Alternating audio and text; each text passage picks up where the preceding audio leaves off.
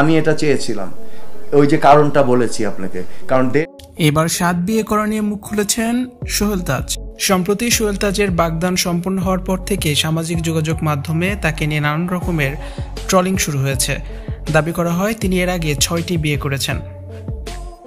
Viral হওয়া সেই পোস্টে উল্লেখ করা হয়, প্রথম বউ ছিলেন কঙ্কা করিম, টিকে ছিল 20 বছর।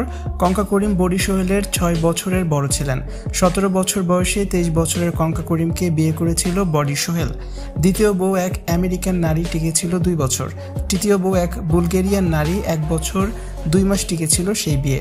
চতুর্থ বউ এক কাশ্মীরি কন্যা, ঢাকার একটি প্রাইভেট মেডিকেলের 22 বছর বয়সী শিক্ষার্থী। 7 মাসের মতো টিকে ছিল বিয়ে। ওই নারীর রানিং স্বামী জেনে যাওয়ায় ডিভোর্স হয়।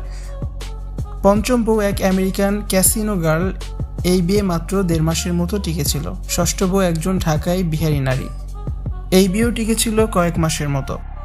এবার এই 7 বিয়ে নিয়ে মুখ খুলেছেন সোহেল তাজ নিজেই। এবার তিনি বিয়ে করতে যাচ্ছেন ফিটনেস ট্রেনিং সেন্টারের আয়রন গার্ল খ্যাত শিমুকে। সোহেল তাজের বাগদানের সময় তার ছেলে ব্যারিস্টার তুরাজ তাজ, ছেলের বউ নাতিসহ অনেক শুভাকাঙ্ক্ষী উপস্থিত ছিলেন।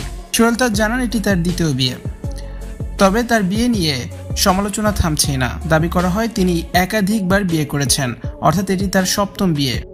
সোহেল তাজ এবার ট্রলকারীদের জন্য ফেসবুকে লিখেছেন, আপনারা অনেকেই প্রশ্ন করেছেন আমার ব্যক্তিগত জীবন সম্পর্কে, আমি কিছুই বলবো না, কারণ এটা আমার একান্ত ব্যক্তিগত বিষয়।